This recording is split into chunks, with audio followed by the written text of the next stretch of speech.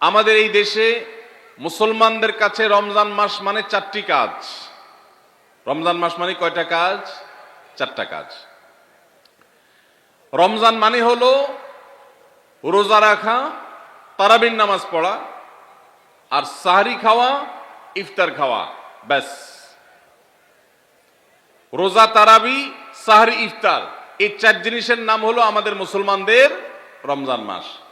অথচ আমাদের প্রিয় নবী সাল্লাল্লাহু আলাইহি ওয়াসাল্লাম রমজান মাসে এই চার কাজের বাইরে আরো অনেক আমল, অনেক কর্মসূচি, অনেক কার্যতালিকা, অনেক আমলের তালিকা তিনি আমাদেরকে দিয়েছেন, যেটা আমরা মুসলমানরা অনেকেই জানি না। তো আজ আমরা নবী করিম সাল্লাল্লাহু আলাইহি সাল্লাম আমাদেরকে রমজান মাসে যে সমস্ত আমল করতে বলেছেন, আমরা সেই সমস্ত আমলের কথা আপনাদের সঙ্গে খুব সংক্ষেপে শেয়ার করব ইনশাআল্লাহ। কারণ আমি নবী করিম সাল্লাল্লাহু আলাইহি সাল্লামের হাদিস থেকে এবং কোরআনে কারীম থেকেও 27টি আমলের কথা আপনাদের সঙ্গে শেয়ার করব ইনশাআল্লাহ, যার সবগুলোই রমাদানের জন্য স্পেশাল, তবে অনেকগুলো রমজানের বাইরের সময়ও আমাদের পালনীয় এবং করণীয়। এ বিষয়ে আমরা এই বছর প্রথমবারের মতো একটা বই করেছি, আপনারা জানেন, মাহে রমজানের 27 আমল। এই বই থেকে আমি 27টি আমল আপনাদেরকে শোনাবো ইনশাআল্লাহ। আর আমি 27 আমল বলে শেষ করার পর প্রশ্নোত্তর সেশন শুরু করার আগে এই 27 আমল এক নিঃশ্বাসে বা এক টানে যদি কেউ শোনাতে পারেন, যে কয়জন শোনাতে পারবেন সেই কয়জনকে এই বই আমি ফ্রি উপহার দেব ইনশাআল্লাহ। যুবকরা চ্যালেঞ্জ নিতে রাজি আছেন তো ইনশাআল্লাহ? গত 2 বছর আগে সোনাইমুড়িতে, নোয়াখালীর সোনাইমুড়িতে আমি এই 27টি আমলের উপরে বক্তব্য রেখেছিলাম। আমাকে সোনাইমুড়ির এক যুবক বিস্মিত করেছে, চমৎকৃত করেছে, সারপ্রাইজড করেছে। সে এক দাঁড়ানোতে টানা 27টা আমল বলে দিয়েছে। আমি নিজে বইয়ের লেখক হয়েও আমি বলতে পারবো না, 27টা টানা বলতে পারবো না, একটু বেঁধে বেঁধে বলতে হবে। কিন্তু সেই তরুণ টানা 27টা বলে দিয়েছে। তো বগুড়ার যুবকরা এই চ্যালেঞ্জ নিতে রাজি আছেন ইনশাআল্লাহ? রেডি তো তাহলে? ঠিক আছে ইনশাআল্লাহ। আমি সাধারণত ওয়াজ করার পর কি করলাম সেটা আবার শুনি, ফিডব্যাক নেই। শুধু আমি ওয়াজ করে চলে যাব, পানি শেষে চলে যাব, মাছ ধরবো না, তা তো হয় না। এই জন্য আজকের ওয়াজের পরে মাছ ধরা হবে ইনশাআল্লাহ। ঠিক আছে তো ইনশাআল্লাহ? যে যত বেশি প্রশ্নের উত্তর দিতে পারবেন সে তত বড় মাছ, রুই কাতল হিসাবে বিবেচিত হবে ইনশাআল্লাহ। যদি আল্লাহ তাআলা আমাদেরকে মানুষ করে সৃষ্টি করেছেন, মাছের চাইতে অনেক শ্রেষ্ঠ আমরা, শুধু বুঝার সুবিধার্থে বলা। আল্লাহ আমাদেরকে মনোযোগের সাথে শোনা এবং আমল করার তৌফিক দান করুন। ভাইরা আমার, রমাদান কেন্দ্রিক যে সমস্ত আমল, যে সমস্ত করণীয় আমাদের আছে, তার মধ্যে প্রথম করণীয় হলো শাবানের 29 তারিখে পশ্চিম আকাশে রমজানের চাঁদ তালাশ করা। এটা একটা আমল। কোন দিন চাঁদ তালাশ করবেন? শাবানের 29 তারিখ। এই বছর আমাদের দেশে শাবানের 29 তারিখ কবে হচ্ছে? রোজা কবে থেকে শুরু হচ্ছে?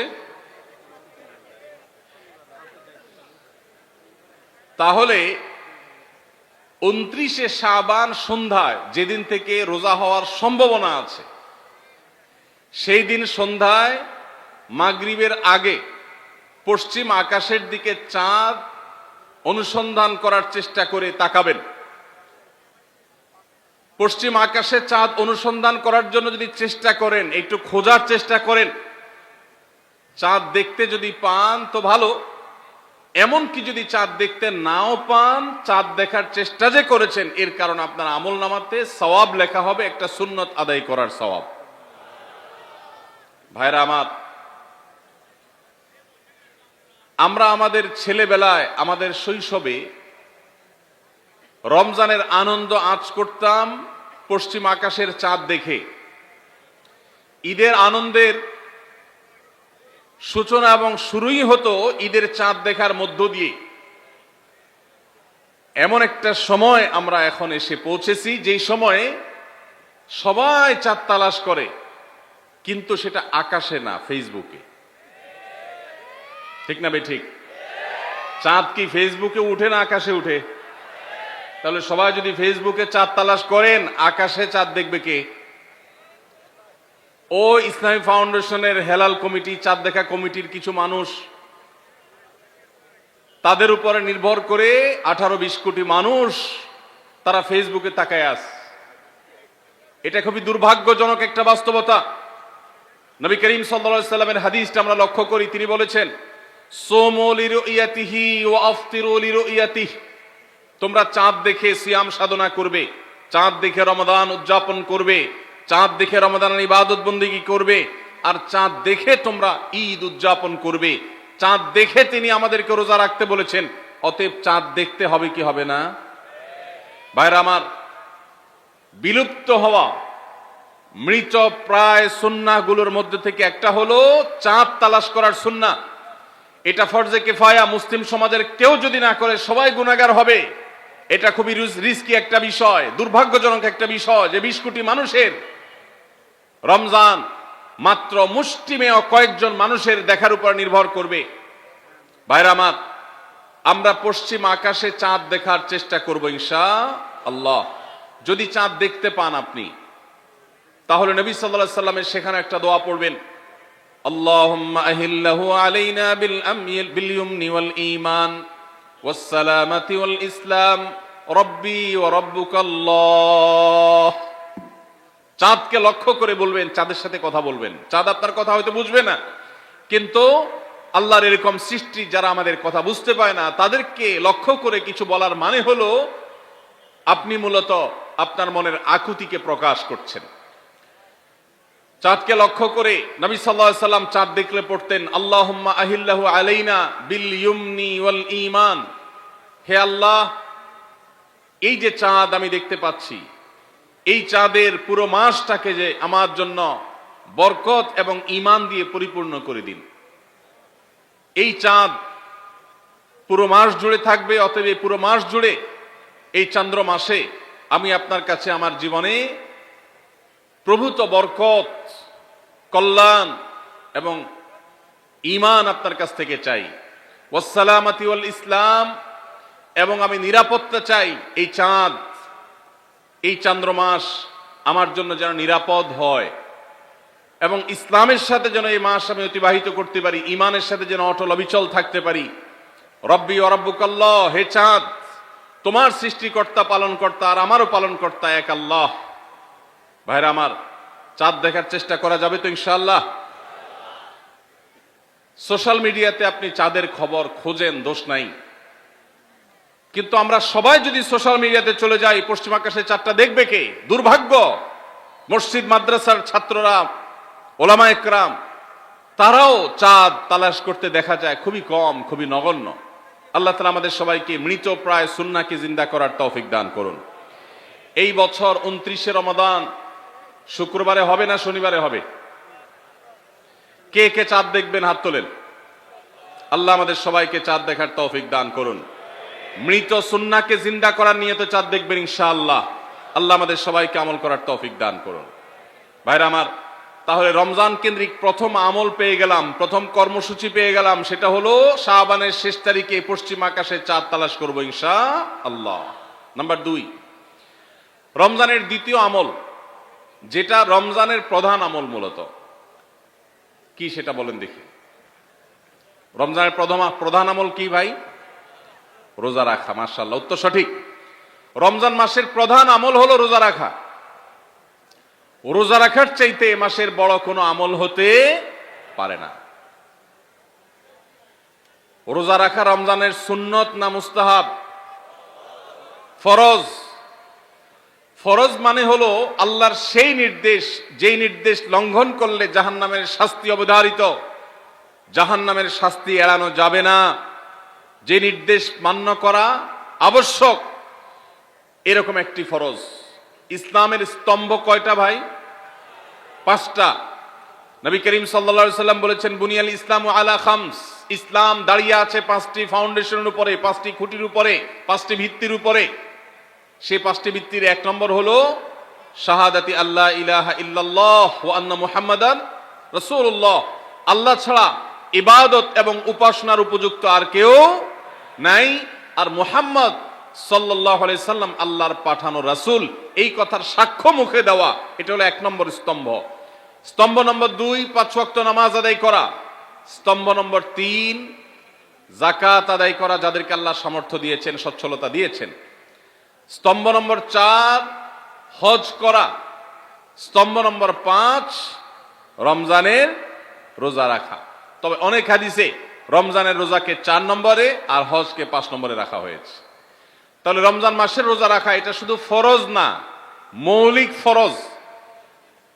নবী করিম সাল্লাল্লাহু আলাইহি সাল্লাম বলেছেন, যদি কেউ জীবনে একটি রোজাও শরিয়া গ্রাহ্য ওজর ছাড়া কেউ যদি ভঙ্গ করে, রোজা না রাখে, রমজানের পরে যদি সে সারা জীবনও রোজা রাখে, দায় মুক্ত হয়তো হয়ে যাবে, সে কাজা আদায় করেছে, কাফারা আদায় করেছে, দায় মুক্ত হয়তো হয়ে যাবে, কিন্তু রমজানের একটা রোজা রেখে আল্লাহর কাছে যে পরিমাণ মর্যাদার অধিকারী হওয়ার কথা, সারা জীবন রোজা রেখেও রমজানের ওই একটা রোজার ক্ষতিপূরণ করা সম্ভব নয়। এই জন্য সবাই রমজান মাসে ফরজ রোজা রাখবো তো ইনশাআল্লাহ। সকল প্রাপ্তবয়স্ক সুস্থ ইমানদারের জন্য রমজানের রোজা রাখা ফরজ। ভাইরা আমার, পৃথিবীতে আজ অনেক বিজ্ঞানী রোজা বা ফাস্টিং এর উপরে গবেষণা করে অনেক বড় বড় পদক, অনেক বড় বড় পুরস্কার জিতেছে। এখন ডাক্তাররাও আমাদেরকে বলে যে একটা সময় আমরা যেন ফাস্টিং করি, একটা সময় আমরা যেন না খেয়ে থাকি, এটা আমাদের স্বাস্থ্যের জন্য ভালো। নবী সাল্লাল্লাহু আলাইহি সাল্লাম সেই ১৫০০ বছর আগে আল্লাহর দেয়া বিধান আমাদেরকে জানিয়েছেন। রমজানে পুরো মাস রোজা, শাবানে মুহররমে বেশি বেশি নফল রোজা, সোমবার বৃহস্পতিবার সাপ্তাহিক রোজা, চাঁদের 13, 14, 15 আইয়ামে বীজের মাসিক রোজা। নিয়মিতভাবে এই রোজা, এই সিয়ামগুলো যদি পালন করি আমরা, তাহলে আল্লাহর সন্তুষ্টি এবং জান্নাত লাভ যেমন হবে, ঠিক একইভাবে আমরা দুনিয়াতে সুস্থ সবল থাকতে পারবো। আমাদের শরীরে অতিরিক্ত যে চর্বি তৈরি হয়, বিশেষ করে আজকের বিশ্ব বাস্তবতায়, এই চর্বিগুলোকে বার্ন করার জন্য রোজার কোনো বিকল্প নাই। যদিও চর্বি বার্নের উদ্দেশ্যে রোজা রাখলে সে রোজা রোজা নয়। আমাদের উদ্দেশ্য হবে আল্লাহর সন্তুষ্টি অর্জন, পাশাপাশি পার্থিব উপকারিতা এমনি পেয়ে যাব। আল্লাহ আমাদের সবাইকে রমজান রোজা রাখার তৌফিক দান করুন। ভাইরা আমার, নবী করিম সাল্লাল্লাহু আলাইহি ওয়াসাল্লাম তিনি বলেছেন, যে ব্যক্তি রমজানে ঈমান এবং ইখলাসের সাথে আল্লাহকে খুশি করবার জন্য রমজান রোজা রাখবে, আল্লাহ তার পূর্বের সমস্ত গুনাহ মাফ করে দিবেন। অনেক যুবক আছেন গ্যাস্ট্রিকের অজুহাতে, অনেকে আছেন প্লাস্টিকের অজুহাতে রোজা রাখেন না। কারো গ্যাস্ট্রিক, কারো প্লাস্টিক। সামান্য একটু রোজা রাখতে যে যুবক পারে না, সে নিজেকে মুসলিম দাবি করে কোন মুখে? মাত্র 12-14 ঘন্টা যে না খেয়ে থাকার মতো চ্যালেঞ্জ নিতে পারে না, সে আবার কিসের মুসলমান দাবি করে নিজেকে? এই জন্য ভাইরা সবাই রোজা রাখবো তো ইনশাআল্লাহ। বাসা বাড়িতে বাচ্চাদেরকে কৈশোর বয়স থেকে তাদেরকে রোজা রাখতে শেখাবেন। সাহাবায়ে কেরাম আশুরার রোজা পর্যন্ত বাচ্চাদেরকে রাখাতেন এবং তাদেরকে খেলনা দিয়ে ভোলাতেন, রোজা রাখতে তাদের সাহায্য করতেন। আজ এমন এক প্রজন্ম আমরা গড়ে তুলছি, যেই প্রজন্ম শুধু ভোগ শিখেছে, ত্যাগ শিখে নাই। বাচ্চা কাচ্চাদেরকে দেখবেন মা বাপ বড় বড় মোবাইল, স্মার্টফোন তাদের হাতে তুলে দিচ্ছেন।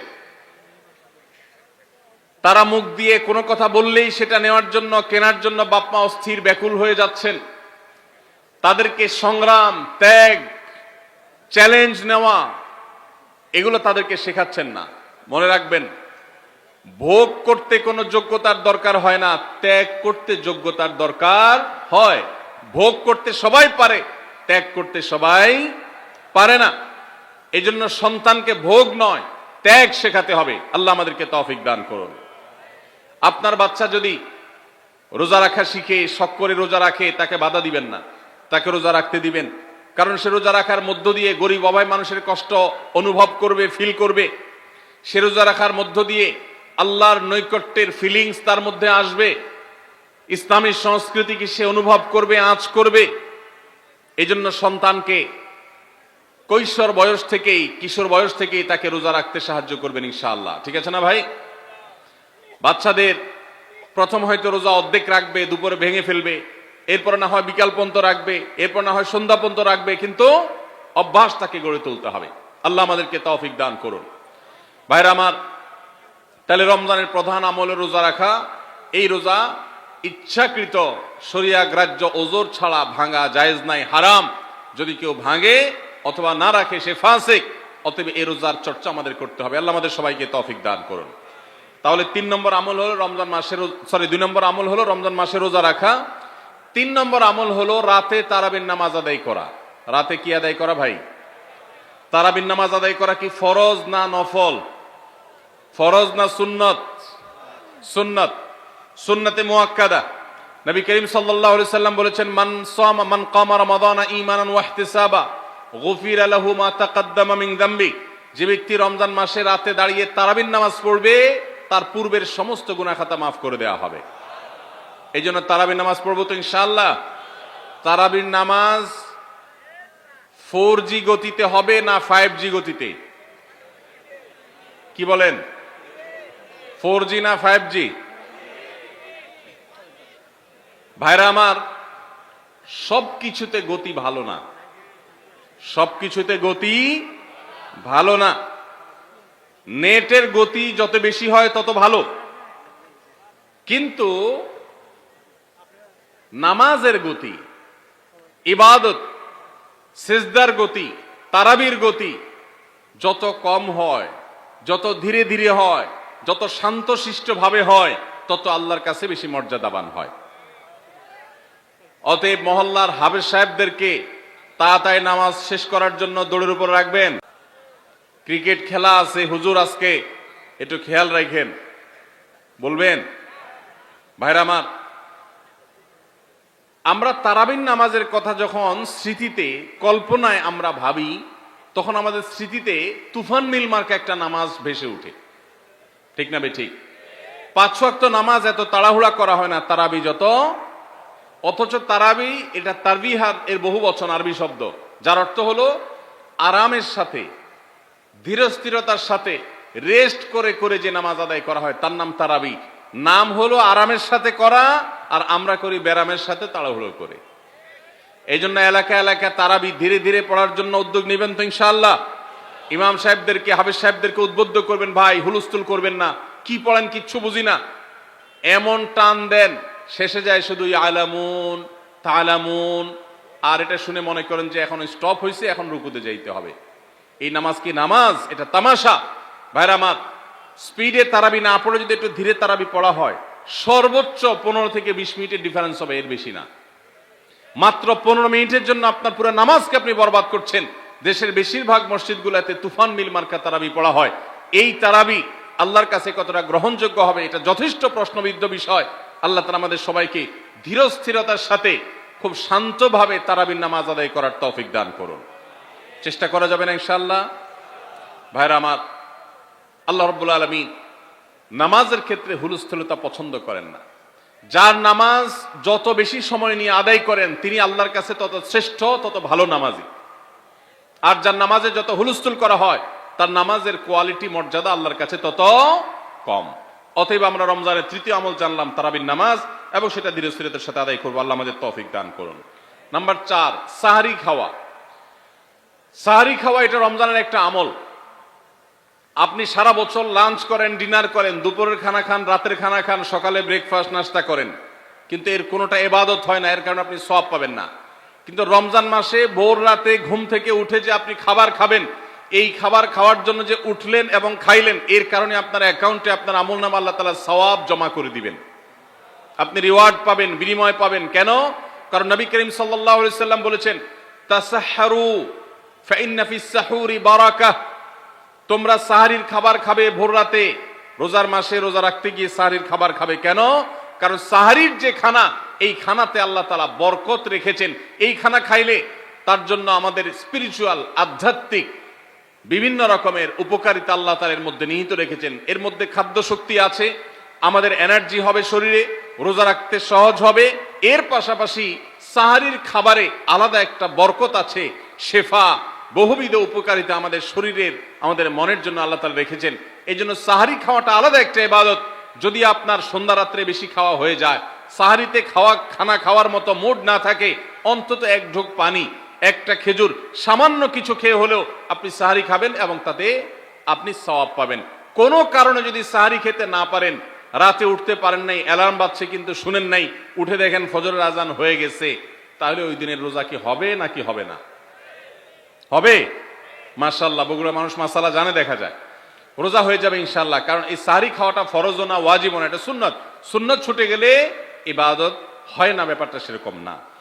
5 নম্বর আমল হলো, সাহরি তো খাবো ঠিক আছে, কিন্তু সেটা শেষ সময়ে খাওয়া, দেরিতে খাওয়া। সাহরি কি আগে খাবেন না শেষের দিকে খাবেন? শেষের দিকে। কেন? কারণ নবী করিম সাল্লাল্লাহু আলাইহি সাল্লাম বলেছেন, লা ইয়াজালুন নাসু বিখাইরিন মা আজ্জালুল ফুতুর ওয়া আখারুস সাহুর। এই উম্মত, মুসলিম জাতি ততদিন পর্যন্ত কল্যাণের উপর প্রতিষ্ঠিত থাকবে, তারা কল্যাণকে স্পর্শ করতে পারবে যতদিন পর্যন্ত তারা সাহারি তাড়াতাড়ি খাবে না দেরিতে খাবে? দেরিতে খাবে। আর ইফতার তাড়াতাড়ি করবে। তাহলে সাহারি দেরিতে খাওয়া হলো সুন্নত। আমাদের দেশে গ্রামে অনেক মুরব্বীরা এখনো আছেন, রাত 12টা 1টা 2টা বাজে সাহারি খেয়ে শুয়ে থাকেন। তারা চিন্তা করেন পরে খাইতে গেলে আবার বর্ডার ক্রস হয়ে যায় কিনা, সীমা লঙ্ঘন হয়ে যায় কিনা, রিস্ক নেওয়ার দরকার কি, এই জন্য 12টার সময় খেয়ে রাখি। এটার কারণে সাহারি খাওয়ার সওয়াব পাবেন ঠিকই, কিন্তু দেরিতে সাহারি খাওয়ার যে সুন্নত, সেই সুন্নত আদায় হবে না। এই জন্য দেরিতে খাবেন। দেরিতে খাওয়ার মানে আবার এরকম দেরি না যে আপনি আর মুয়াজ্জিন সাহেব দুজন কম্পিটিশন করছেন, আপনার হাতে খাবারের প্লেট আর মুয়াজ্জিনের হাতে মাইক, আপনি আগে শেষ করেন আর মুয়াজ্জিন আগে আজান দিবে, কম্পিটিশন চলছে। এত দেরি করে একেবারে লাস্ট মিনিট পর্যন্ত খাওয়া সুন্নত নয়। কথা কি বুঝাতে পারছি? কয়েক মিনিটের গ্যাপ রেখে তারপরে খাবার শেষ করবেন। কারণ নবী করিম সাল্লাল্লাহু আলাইহি সাল্লাম সাহরি খেয়ে শেষ করে ফজর নামাজ শুরু করতেন, এর মধ্যে 50টা আয়াত পড়ার মতো গ্যাপ রাখতেন, অর্থাৎ প্রায় 10 মিনিটের মতো একটা গ্যাপ থাকতো। এই জন্য আমরা একটা গ্যাপ রেখে তারপর সাহরি শেষ করব। অর্থাৎ ফজরের আজান যদি হয় উদাহরণস্বরূপ 5টা 25-এ বা 30-এ, তাহলে আমরা 2-4 মিনিট আগে সাহরি খেয়ে শেষ করবো ইনশাআল্লাহ। তাহলে সাহরি দেরি করে খাওয়া, শেষের দিকে খাওয়াটা সুন্নত। আল্লাহ আমাদেরকে আমল করার তৌফিক দান করুন। রমজান মাসে সাহরির নামে একটা নতুন নাটক শুরু হয়েছে এই দেশে, সেটার নাম হলো সাহরি পার্টি। আপনারা শুনেছেন? বিশেষ করে শহরের ছেলেফেলেরা, ইউ পোলাপান, তারা আজকাল ভোর রাতে বন্ধু বান্ধব সহ রেস্টুরেন্টে গিয়া সাহরি পার্টির আড্ডা বাইর করছে। শয়তানি এবং ফাইজলামির আর কোনো জায়গা নাই, সাহরির জন্য পার্টি বাইর করছে, তাও আবার ছেলে মেয়ে একসাথে মিলেমিশে। ভাইরা আমার, সাহরি খাওয়া ইবাদত, এবং সাহরির এই সময়টা দোয়া কবুলের সময়, তাহাজ্জুদের সময়। আল্লাহ তাআলা দুনিয়ার আকাশ থেকে ডেকে ডেকে বান্দাকে ক্ষমা করেন। এই সময়টাতে আড্ডাবাজি করা, এটা হতভাগা ছাড়া আর কারোর কোনো কাজ হতে পারে না। এরপরে 6 নম্বর আমল হলো ইফতার করা। রোজা রেখেছেন কিন্তু ইফতার করেন নাই, রোজা হয়ে যাবে কিন্তু সুন্নাত আদায় হবে না। এই জন্য ইফতার করা একটা সুন্নাত। আল্লাহ তাআলা আরহামুর রাহিমিন, এমন একটা মাস রমজান মাস, সারা বছর কিন্তু আমরা নাস্তা করি, সারা বছর যেটা নাস্তা করি রমজানে সে নাস্তাই করি। পার্থক্য হলো সারা বছর নাস্তা করি সকালে, রমজানে নাস্তা করি সন্ধ্যায়। মানুষ দীর্ঘ সময় না খেয়ে থাকার পরে যে খাবার খায় সেটাকেই ব্রেকফাস্ট বলে, সেটাকেই নাস্তা বলে। আরবিতে যে ইফতার বলা হয়, এই ইফতার শব্দের অর্থ কিন্তু নাস্তা। ইফতার শব্দের অর্থ কি? নাস্তা। সারা বছর নাস্তা খাইলে কোনো সওয়াব হবে, কিন্তু রমজান মাসে আপনি যদি সারাদিন উপবাস থাকার পর সন্ধ্যায় ব্রেকফাস্ট করেন, অর্থাৎ ইফতার করেন, তাহলে আল্লাহ তাআলা আপনাকে সুন্নাত পালন করার সওয়াব দিবেন। এই জন্য ভাই, ইফতার করা একটা সুন্নাত। 7 নম্বর, ইফতার আবার তাড়াতাড়ি করা আরেকটা সুন্নাত। এটা 7 নম্বর আমল, ইফতারটা একটু তাড়াতাড়ি করা। তাড়াতাড়ি করা মানে কি? সূর্য ডুবার 2-4 মিনিট আগে। কি বলেন? তাহলে তাড়াতাড়ি কেমনে হলো? তাড়াতাড়ি মানে হলো সূর্য ডুবার সাথে সাথে করা, বিলম্ব বা দেরি না করা। নবী করিম সাল্লাল্লাহু আলাইহি ওয়াসাল্লামের ওই হাদিস আবারও আমরা স্মরণ করি। তিনি বলেছেন, লা ইয়াজালুন নাসু বিখাইরিন মা আজ্জালুল ফুতুর ওয়া আখারুস সাহুর। এই মানুষ, এই উম্মত ততদিন কল্যাণের উপরে প্রতিষ্ঠিত থাকবে যতদিন তারা ইফতার তাড়াতাড়ি করবে আর সাহরি দেরিতে করবে। ইফতার তাড়াতাড়ি করা এর মানে হলো সূর্য ডুবছে আর দেরি করবেন না। শিয়ারা এবং ইহুদিরা, তাদের মধ্যে রোজা আছে, ফাস্টিং আছে, তারা সেই রোজায় ইফতার করে হলো চতুর্দিক অন্ধকার হয়ে যাওয়ার পর, সূর্য ডুবার পর পর ইফতার করে না। তো এই জন্য নবী সাল্লাল্লাহু আলাইহি সাল্লামের আদর্শ হলো তার বিপরীত, অর্থাৎ সূর্য ডুবার পর পর ইফতার করে ফেলা, অতিরিক্ত বিলম্ব না করা। আল্লাহ আমাদেরকে আমলের তৌফিক দান করুন। 8 নম্বর আমল হলো ইফতারের দোয়া পড়া। ইফতারের দোয়া জানা আছে ভাই? কি দোয়া? আমরা একটা দোয়া কমন জানি বাংলাদেশে মানুষ, সেটা হলো আল্লাহুম্মা লাকা সুমতু আলা রিজকিকা আফতারতু। এটাও হাদিসে বর্ণিত হয়েছে, কিন্তু হাদিসের সনদ নিয়ে অনেকে কোনটা নিয়ে আলাপ তুলেছেন, প্রশ্ন তুলেছেন। আল্লাহুম্মা লাকা সুমতু মানে হলো, হে আল্লাহ, আপনার উদ্দেশ্যে রোজা রেখেছি, ওয়া আলা রিজকিকা আফতারতু, এবং আপনার দেওয়া রিজিক দিয়ে ইফতার করেছি। আর ইফতারের আরেকটা দোয়া হলো যাহাবাজ জামা ওয়াবতাল্লাতিল উরুক ওয়া সাবাতাল আজরু ইনশাআল্লাহ। এটা একটা দোয়া। যদি এগুলো দোয়ামূলক নয়, আমরা দোয়া বলছি, এটা মূলত আল্লাহর কাছ থেকে একটা প্রত্যাশা। এর অর্থ হলো যাহাবাজ জামা, আমার পিপাসা দূর হয়ে গেছে। ওয়াবতাল্লাতিল উরুক, আমার শিরা উপশিরাগুলো সব সিক্ত হয়ে গেছে। ওয়া সাবাতাল আজরু ইনশাআল্লাহ, এবং আল্লাহ চাহেন তো এই রোজার বিনিময় আমার সাব্যস্ত হয়ে গেছে, আল্লাহর কাছে এটা স্থির হয়ে গেছে। এটা হলো ইফতারের দোয়া। ইফতারের দোয়াটা কি ইফতারের আগে করব না পরে করব? ইফতারের দোয়াটা যারা ইফতারের আগে করার পক্ষে তারা হাত তোলেন। অল্প সংখ্যক মানুষ। আর বাকিরা সবাই কি পরের পক্ষে না মাঝখানের পক্ষেও আছেন লোক? সব পরের। মাশাআল্লাহ, সব সূক্ষ্ম সূক্ষ্ম মাসআলা দেখি গাবতলী মানুষ জানে, মাশাআল্লাহ, অনেক অগ্রসর দেখা যায়। আল্লাহ আমাদের সবাইকে দ্বীনের জন্য কবুল এবং মঞ্জুর করুন, মাশাআল্লাহ। ভাইরা আমার, ইফতারের দোয়াটা ইফতারের পরে করতে হয়, যেটা বেশিরভাগ মানুষ জানে না, কিন্তু আমি অবাক হলাম যে এখানে বেশিরভাগ মানুষ আপনারা জানেন, মাশাআল্লাহ, নলেজেবল মানুষ, বোঝা গেছে। ইফতারের দোয়ার অর্থের দিকে তাকালেই তো বোঝা যায় এটা আগে না পরে। দোয়ার অর্থের মধ্যে তাকালে আমরা দেখতে পাচ্ছি যে আল্লাহ শিরা উপশিরা সিক্ত হয়ে গেছে, পিপাসা দূর হয়ে গেছে, এগুলো তো ইফতারের পরেই হয়। অবশ্য আমি অর্থ আগে বলে দিছি, সেটা দেখে হয়তো আপনারা অনেকে বুঝে ফেলছেন, মাশাআল্লাহ। তো যাই হোক, ইফতারের শুরুতে বিসমিল্লাহ বলে ইফতার করব, আর শেষে এই দোয়া পড়বো। আল্লাহ আমাদেরকে আমলের তৌফিক দান করুন। 9 নম্বর হলো সাহরি এবং ইফতারে খেজুর খাওয়া। খেজুর দিয়ে সাহরি ইফতার করা। ইফতারে আপনি অন্য যা খান না খান, খেজুর দিয়ে খাবেন। নবী সাল্লাল্লাহু আলাইহি সাল্লাম আদা পাকা আদা খেজুর দিয়ে ইফতার করতেন, যেটাকে রোতাব বলা হয়। আর যদি সেটা না পাওয়া যেত, সাধারণ যে কোনো খেজুর, সেটাও না পাওয়া গেলে একটু পানি খেয়ে তারপর তিনি ইফতার করতেন। আমরা ইফতারে খেজুর খেতে হয় সুন্নাহ, এটা আমরা জানি, কিন্তু যেটা জানি না সেটা হলো সাহরিতে খেজুর খাওয়া। ভোর রাতে সাহরিতে খেজুর খাওয়া সুন্নত। এটা আগে কে কে জানতেন? হাত তোলেন। আগে জানতেন, মাশাআল্লাহ, হাত নামান। গত বছর রমজানে সাহরিতে ভাত তরকারি যাই খাইছেন না খাইছেন, একটা হলো খেজুর খাইছেন, কারা কারা হাত তোলেন? মাশাআল্লাহ, এদিকে সব আমল করা মানুষ, মাশাআল্লাহ। তাহলে তার ওয়াজ টোয়াজের কোনো দরকার নাই। এত নলেজেবল মানুষ, এত আমলদার মানুষ যদি এলাকায় থাকে, তাহলে ওয়াজের দরকারটা কি? আল্লাহ আমাদের সবাইকে আমলের তৌফিক দান করুন। ভাইরা আমার, ইফতারে খেজুর খাওয়া যেমন সুন্নাত, সাহরিতেও খেজুর খাওয়া সুন্নাত, কিন্তু খেজুর খাওয়া কোনো ফরজ ওয়াজিব না। খেজুরের দাম বেশি হয়ে গেছে, আপনি কিনতে অপারক।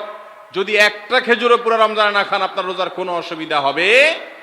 তবে নবী সাল্লাল্লাহু আলাইহি সাল্লাম যেহেতু ইফতার এবং সাহরিতে খেজুর খেতেন, আর খেজুরে প্রচুর পরিমাণ সুগার আছে, উপকারী, যেটা মানুষের স্বাস্থ্যের জন্য উপকারী, প্রচুর পরিমাণ এনার্জি আছে, খাদ্য শক্তি আছে, সারাদিন রোজা রেখে আমাদের যে সুগারের ঘাটতি হয় সেটা পূরণ করার জন্য সহায়ক হয়।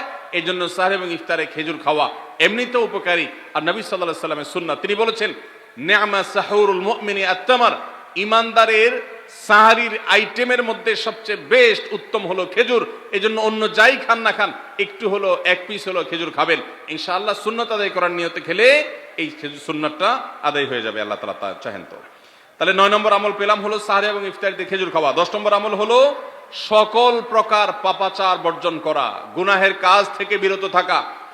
এইটা হলো রমজান মাসের দ্বিতীয় সর্বোচ্চ গুরুত্বপূর্ণ আমল। সিরিয়ালে আমরা 10 নম্বরে বলেছি, কিন্তু 27টা রমজানের স্পেশাল আমলের মধ্যে সবচেয়ে গুরুত্বপূর্ণ আমল হলো রোজা রাখা, আর দ্বিতীয় সর্বোচ্চ গুরুত্বপূর্ণ আমল হলো সব ধরনের পাপাচার বর্জন করা, গুনাহের কাজ ত্যাগ করা। যদি কেউ রমজানে রোজা রাখে, আবার চোখ দিয়ে হারাম জিনিস মোবাইলে দেখে, স্ক্রিনে দেখে, পত্রিকার পাতায় দেখে, অফলাইনে দেখে, পরনারীর দিকে তাকায় থাকে, সে যদি কান দিয়া হারাম জিনিস শুনে, গান বাদ্য, এই সমস্ত কিছু সে যদি উপভোগ করে, তাহলে তার এই রোজা আর উপোস থাকার মধ্যে কোনো পার্থক্য। মনে রাখবেন, রোজা শুধু পেটের হয় না, রোজা চোখের হয়, রোজা কানের হয়, রোজা হাতের হয়, রোজা মুখের হয়, রোজা শরীরের প্রত্যেকটা অঙ্গ প্রত্যঙ্গের হয়। একজন মানুষ যখন তার পুরো শরীরে রোজা করে, সে যখন সকল অঙ্গ প্রত্যঙ্গ দিয়ে আল্লাহর আনুগত্য করে, আল্লাহর নাফরমানি থেকে বেরিয়ে আসে, তখন সে সত্যিকারের রোজাদার হয়। আর যে শুধুমাত্র দিনের বেলায় পানাহার বর্জন করে, যৌনাচার বর্জন করে, আর সমস্ত পাপাচার অপকর্ম সে যথারীতি অন্য সময়ের মতো রমজান মাসেও করে, এই রোজাদার পেটের রোজা রেখেছে কিন্তু তার শরীরের অন্য অন্য অঙ্গ প্রত্যঙ্গগুলো আল্লাহর কথা শুনে নাই, সো সেগুলো কিন্তু রোজা রাখে নাই। এই রোজা আল্লাহর কাছে মাকবুল এবং গ্রহণযোগ্য রোজা হতে পারে না। অতএব আমরা রমজান মাসে সব ধরনের গুনাহের কাজ বর্জন করবো তো ইনশাআল্লাহ। প্রিয় ভাইরা আমার, রোজা কিন্তু আমাদের সাথে কথা বলে। রোজার ভাষা আমরা অনেকে জানি না, কি বলে সেটা অনেকে বুঝি না, কিন্তু রোজা আমাদের সাথে কথা বলে। কি কথা? সিয়াম শব্দের অর্থ, আমরা যেটাকে রোজা বলছি সেটা কোরআনের ভাষায় বলা হয় সিয়াম, হাদিসে বলা হয়েছে সেটাকে সওম বা সিয়াম। এই সওম বা সিয়াম একই শব্দ, এর অর্থ হলো বিরত থাকা। এর অর্থ হলো কি ভাই? বিরত থাকা, ব্রেক দিতে জানা।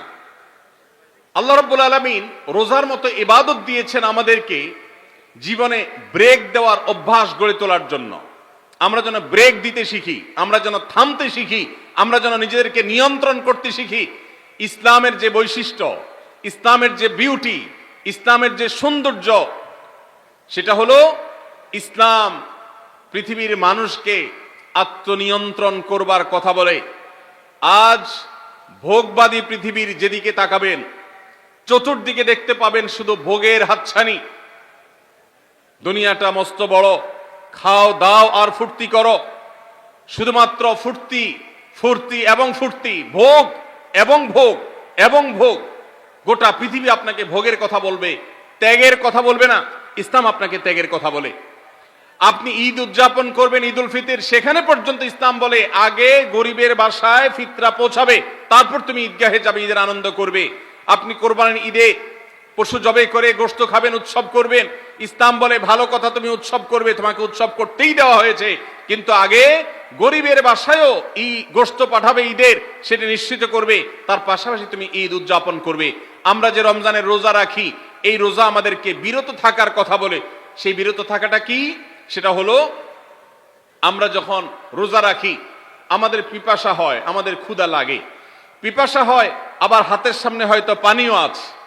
আমার ক্ষুধা লাগে, হাতের সামনে হয়তো খাবারও আছে, কেউ দেখছেও না, সিসি ক্যামেরাও নেই, বদ্ধ রুমে কক্ষের মধ্যে, কিন্তু আমি রোজাদার। কোন রোজাদার রোজার মধ্যে খায়, পান করে? কেন? কারণ সে জানে আল্লাহ নিষেধ করেছেন। আমরা যখন ইফতার সামনে নিয়ে বসে থাকি সন্ধ্যাবেলায়, ভাইরা আমার, সারা বছর নাস্তা তো আল্লাহ তাআলা কম হোক বেশি হোক সবাইকে করার তৌফিক দেন, আমরা সবাই তো কম বেশি নাস্তা করি। সারা বছর আপনি যদি বুফে গিয়ে 100 আইটেমের নাস্তা দিয়েও আপনি খাবার গ্রহণ করেন, সকালের ব্রেকফাস্ট আপনি খান, ইফতারের সময় মাত্র 2-4টা আইটেম নিয়ে বসে থেকে আজানের জন্য, সূর্য ডুবার জন্য যে অপেক্ষা করেন, ওই অপেক্ষার সময় যে অবর্ণনীয় স্বাদ আর তৃপ্তি পাওয়া যায়, পৃথিবীর সমস্ত খাদ্য গ্রহণের মধ্যেও এই তৃপ্তি বা স্বাদ নাই। নবী সাল্লাল্লাহু আলাইহি ওয়াসাল্লাম সেজন্য বলেছেন, লিসসাইমি ফারহাতান, রোজাদার ব্যক্তিকে দুটি আনন্দ দেওয়া হয়, ফারহাতুন ইনদা ফিতরি ওয়া ফারহাতুন ইনদা লিকাই রাব্বি। একটা আনন্দ হলো ইফতারের সময়, অবর্ণনীয়, ভাষায় প্রকাশ করবার অযোগ্য। কি ভালো লাগা কাজ করে, ইফতারের জন্য আমরা বসে আছি, খাবার সামনে আছে, রকমারি শীতল শরবত সামনে আছে, রকমারি খাবারের পসরা সাজানো আছে টেবিলে, দস্তরখানে, এদিকে পেটে ক্ষুধাও আছে, কিন্তু আমরা মিনিট গুনছি, আমরা সময় দেখছি, ঘড়ির দিকে তাকিয়ে আছি, সূর্য কখন ডুববে। সূর্য ডুবেছে আর সাথে সাথে আমরা ইফতার করছি। এই যে আল্লাহর নির্দেশের অপেক্ষা, ইসলাম রোজার মাধ্যমে আমাদেরকে সেই শিক্ষাটা দিতে চায়। রোজা আমাদের সাথে সেই কথা বলে যে দেখো, তুমি জীবনে বিরত থাকতে শিখো, গোটা পৃথিবী তোমাকে ভোগ শিখাবে, ইসলাম তোমাকে ত্যাগ শিখাবে, ইসলাম তোমাকে কন্ট্রোল করা শিখাবে। আমাদের তরুণদের চরিত্রকে নষ্ট করবার জন্য, তাদেরকে নানাভাবে উস্কানি দেওয়ার জন্য, বিনোদনের নামে, নিউজের নামে, বিজ্ঞাপনের নামে বিভিন্ন নামে অশ্লীল নানা দৃশ্য, খোলামেলা দৃশ্য তাদের সামনে দেখানো হয়, ভোগের আহ্বান করা হয়। ইসলাম বলে, হে মুসলিম তরুণ, তোমার চোখের এরিয়ার মধ্যে কোনো পরনারী, কোন সুন্দরী নারী পড়ে গেছে, তুমি আঁচ করতে পেরেছ, সাথে সাথে তোমার দৃষ্টিকে তুমি নিয়ন্ত্রণ করো, অবনত করো। কুল্লিল মুমিনিনা ইয়াগুদ্দু মিন আবসারিহিম ওয়া ইয়াহফাযু ফুরুজাহুম। আল্লাহ বলেছেন, হে রাসূল বলে দিন ইমানদার পুরুষদেরকে তারা যেন তাদের চোখগুলোকে নামিয়ে রাখে, তাদের সম্ভ্রমকে তারা সংরক্ষণ করে। মনে রাখবেন, যা খুশি তা করতে পারা এটা যোগ্যতা নয়। নিজেকে নিয়ন্ত্রণ করলাম, যা খুশি তা করব না, এর নাম হলো যোগ্যতা। ডায়রিয়ার রোগী ডাইরেক্ট হয়ে যায়, যা খুশি যে করে, নিজের মন যেদিকে তাকে নাচায় সেদিকে নাচে, এই লোকটা অসুস্থ মানুষের মতো। আর মুসলিম যুবক, মুসলমান মানুষ, নারী পুরুষ, সে নিজেকে নিয়ন্ত্রণ করে। আল্লাহ এটা হারাম করেছেন, আমার মন চায়, চাইলেই আমি সেটা নিতে পারি, কিন্তু আমি নেব না।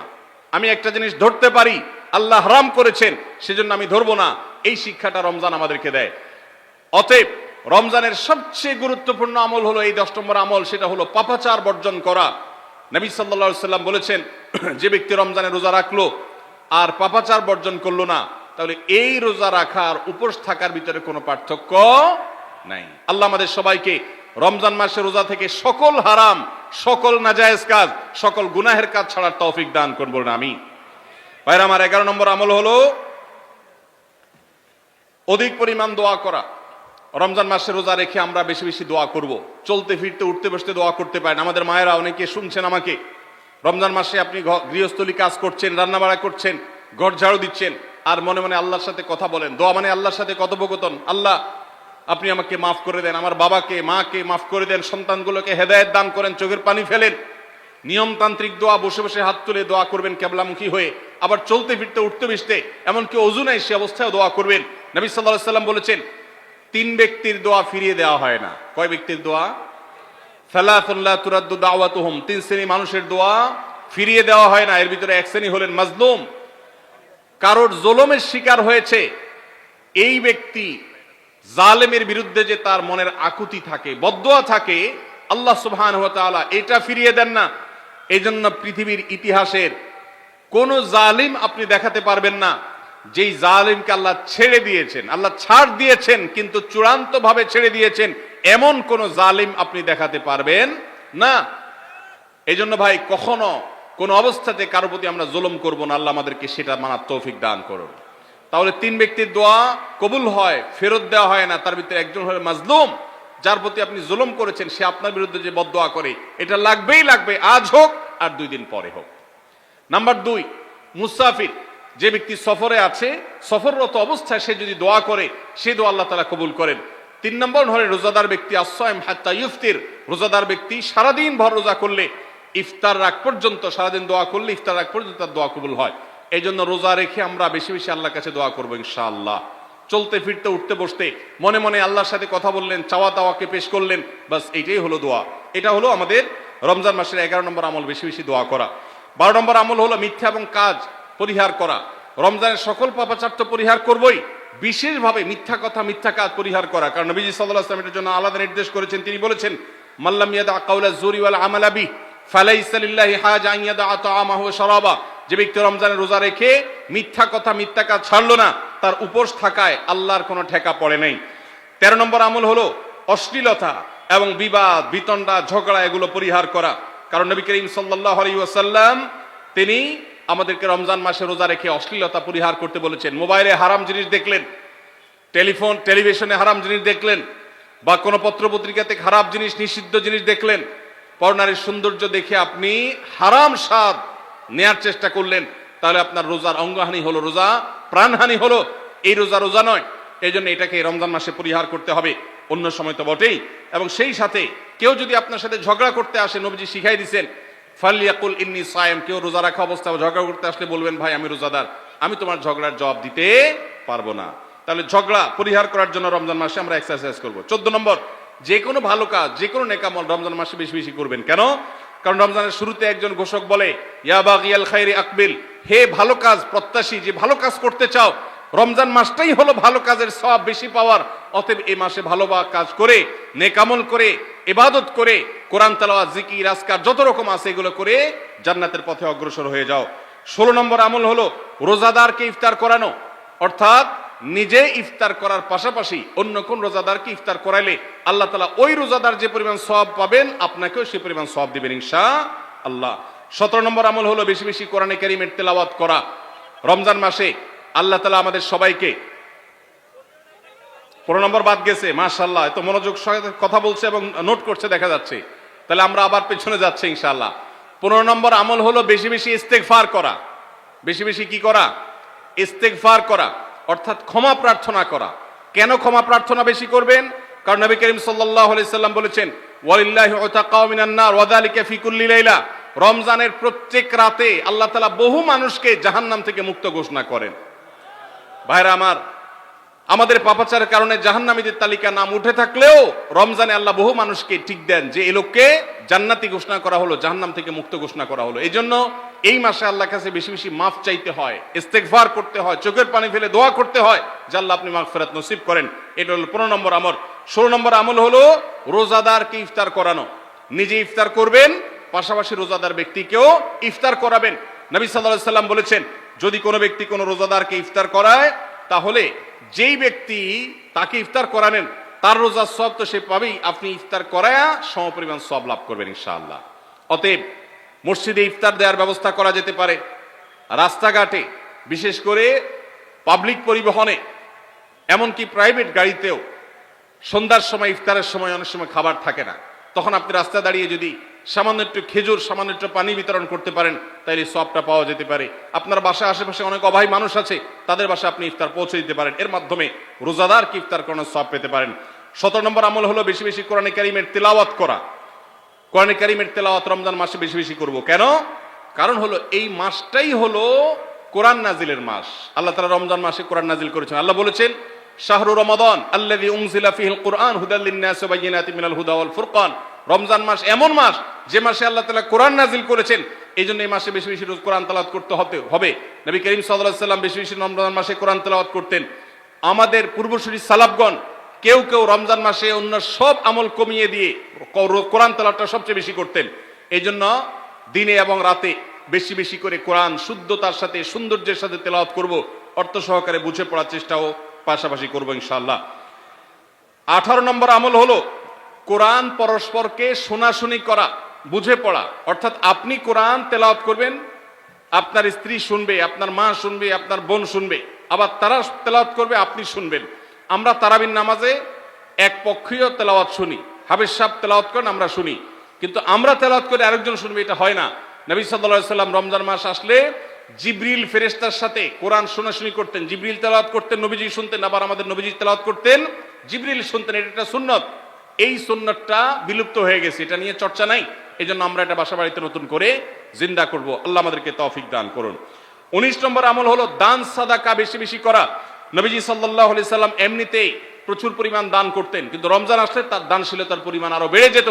এই জন্য অভাবী, প্রতিবেশী, গরিব, দুঃখী সবার ঘরে ঘরে আমরা আমাদের সাধ্য অনুযায়ী দান পৌঁছানোর চেষ্টা করব রমজান উপলক্ষে। এটা রমজানের 19 নম্বর স্পেশাল আমল, বিশেষ আমল। 20 নম্বর রমজানের কর্মসূচি হলো ভোর রাতে দোয়া করা।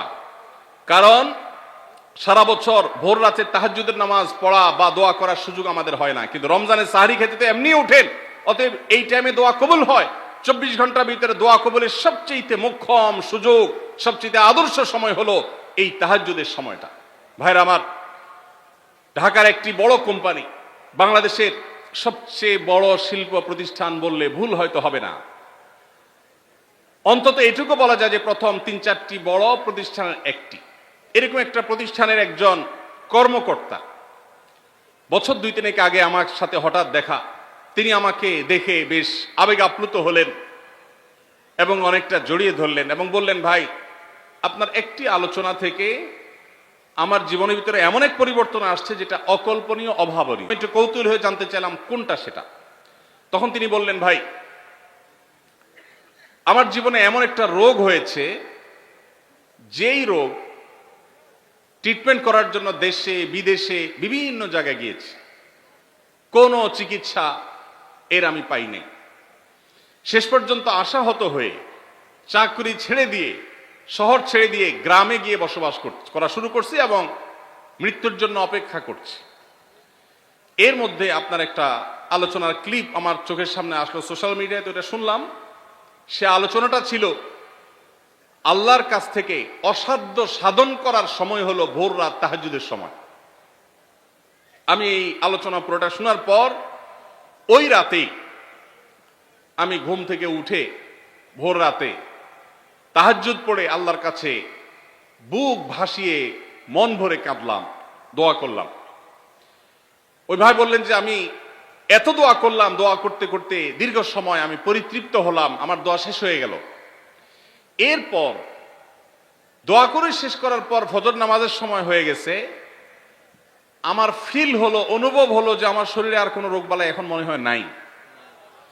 এবং তিনি গত 2 দিন আগেও তার সাথে আমি দেখা করলাম ঢাকায়, গতকালকে দেখা করলাম, 2 দিন আগে না, মাত্র 1 দিন আগে দেখা করলাম। তিনি এখন সুস্থ সবল হয়ে আবার তার চাকরিতে ফিরে গিয়ে স্বপদে সমহিমায় আছেন।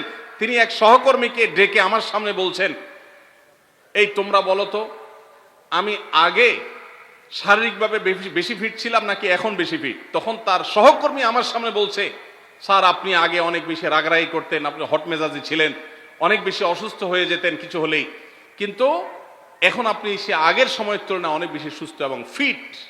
তিনি বললেন, ভাই ভোর রাতের দোয়ার প্রভাব এত বেশি, তাহাজ্জুদের সময়ের দোয়া এত গুরুত্বপূর্ণ যে এই এক দোয়া আমার জীবনকে আমূল পরিবর্তন করে দিয়েছে।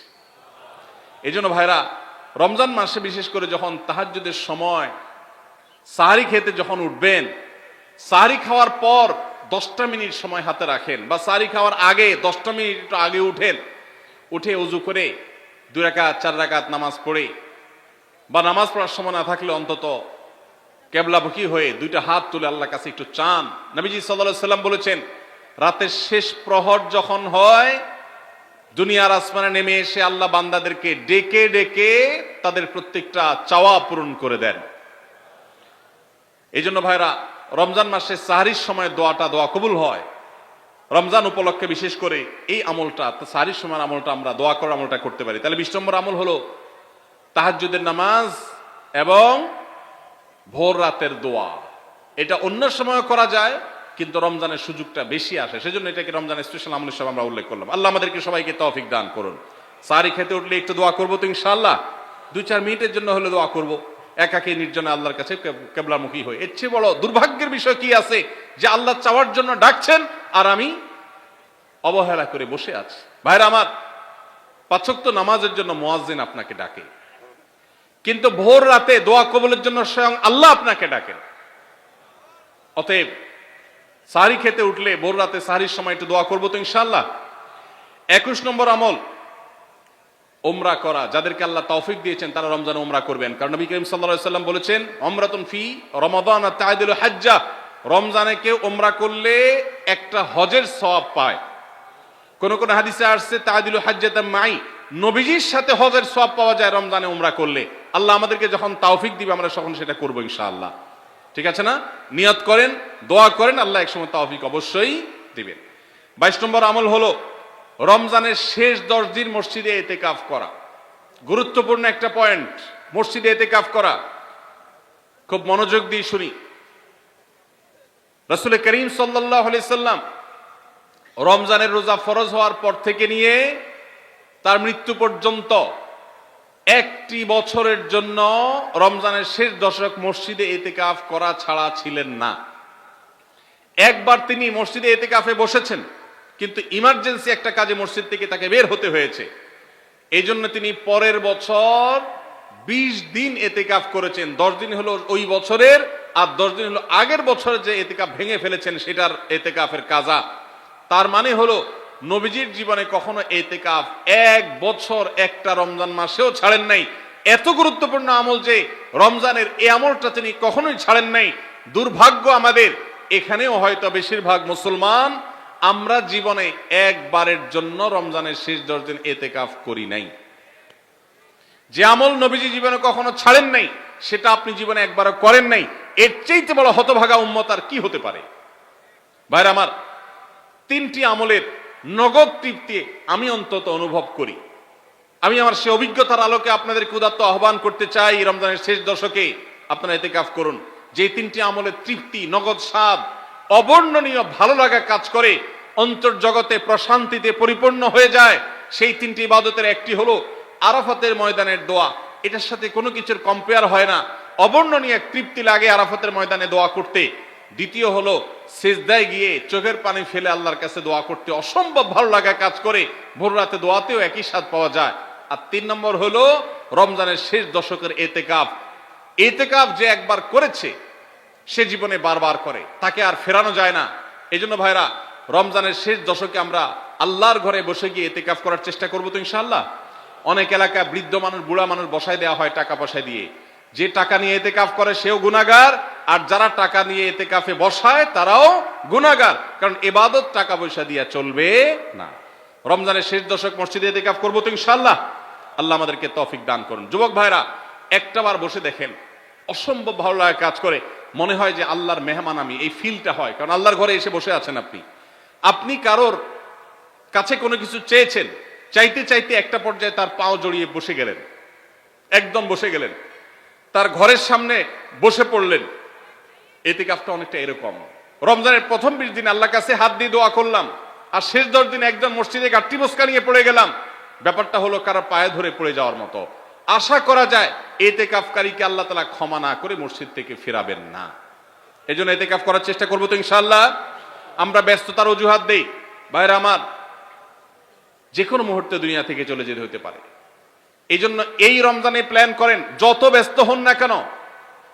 আমি তো আমার সমস্ত ব্যস্ততাকে এক পাশে ঠেলে রেখে, আল্লাহ আমাকে যখন থেকে তৌফিক দিয়েছেন, রমজানের শেষ দশক ইতিকাফ ছাড়া বাইরে থাকবো এটা চিন্তাও করি না।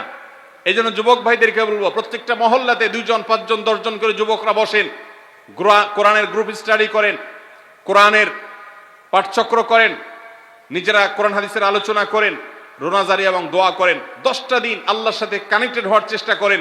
12 মাস ইবাদত, দাওয়াতের কাজ, ইসলামের কাজ করবেন, ইনশাআল্লাহ সেখানে বরকত পাবেন। রমজানের শেষ দশকে ইতিকাফ করবেন তো ইনশাআল্লাহ। আল্লাহ আমাদের সবাইকে তৌফিক দান করুন। 23 নম্বর আমল হলো শেষ দশকে ইবাদতের মাত্রা বাড়িয়ে দেওয়া। আমরা উল্টাটা করি। আমাদের দেশে রমজানের প্রথম দশকে মসজিদ ফুল হয়ে, বারান্দা ফুল হয়ে, রাস্তায়ও মুসল্লি দাঁড়ায়।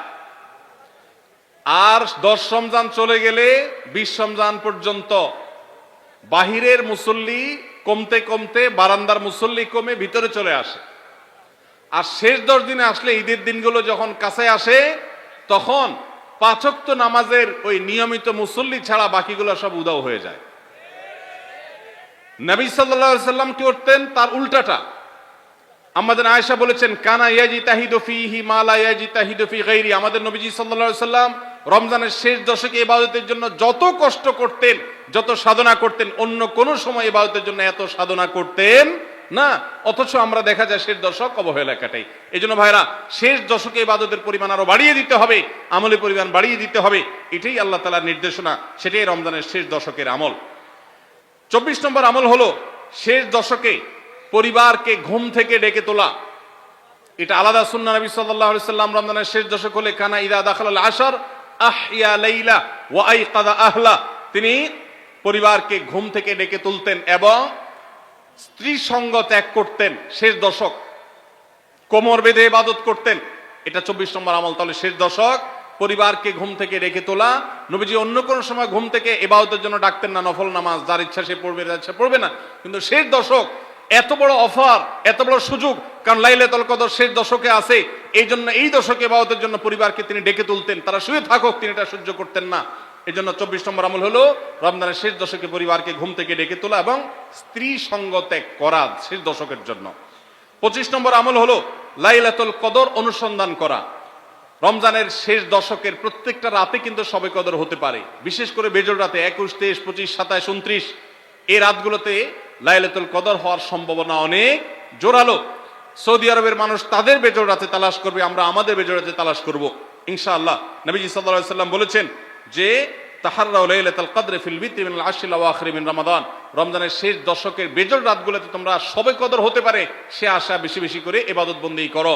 লাইলাতুল কদরের ইবাদতকে আল্লাহ বলেছেন লাইলাতুল কদরে খায়রুম মিন আলফি শাহর, 1000 মাস, 1000 মাস ইবাদত করলে যে সওয়াব পাওয়া যাবে, লাইলাতুল কদরের এক রাতের ইবাদতের সওয়াব তার চাইতে বেশি হবে।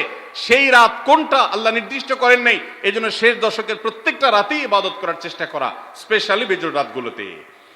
26 নম্বর আমল হলো লাইলাতুল কদরের আশায় বিশেষ দোয়া পড়া। সেটা কি?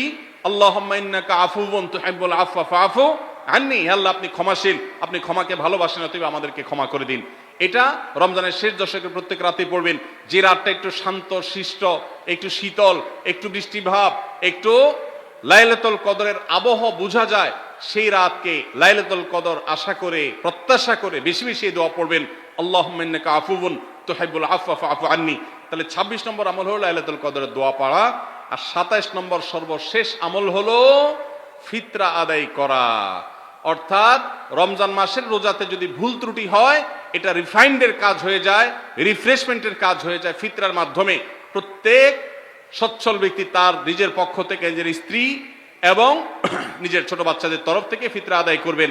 প্রাপ্তবয়স্ক সন্তান থাকলে তারা তাদেরটা আদায় করবে, আর না হলে বাপও তাদেরটা আদায় করতে পারে। ফিতরা স্বরূপ গরিবদের বাসায় একদিনের খাবার এটা পৌঁছে দিতে হবে। এটা হলো ফিতরা। ঈদের নামাজের আগ পর্যন্ত এটা আদায় করার নির্দেশ নবী সাল্লাল্লাহু আলাইহি ওয়াসাল্লাম দিয়েছেন। তাহলে 27 নম্বর আমল হলো ফিতরা আদায়। এটার মাধ্যমে রমজানের আমল শেষ হয়ে যাবে।